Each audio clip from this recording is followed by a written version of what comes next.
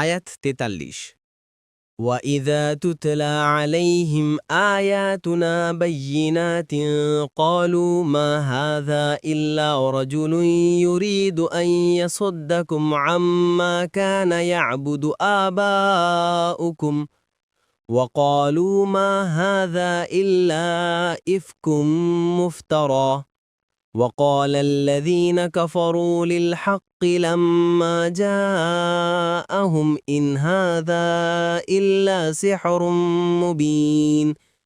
অনুবাদ, আর তাদের কাছে যখন আমাদের সুস্পষ্ট আয়াতসমূহ তিলাওয়াত করা হয় তখন তারা বলে, তোমাদের পূর্বপুরুষ যার ইবাদত করত এ ব্যক্তিই তো তার ইবাদতে তোমাদেরকে বাধা দিতে চায়। তারা আরও বলে, এটা তো মিথ্যা উদ্ভাবন ছাড়া আর কিছুই নয়। আর কাফিরদের কাছে যখন সত্য আসে তখন তারা বলে, এ তো এক সুস্পষ্ট জাদু। পরবর্তী তাফসিরে যেতে ভিডিওটি শেষ হওয়ার পূর্বেই এই বক্সে ক্লিক করুন। ভয়েস বা উচ্চারণে অনিচ্ছাকৃত ত্রুটি ক্ষমাসুন্দর দৃষ্টিতে দেখবেন ইনশাআল্লাহ।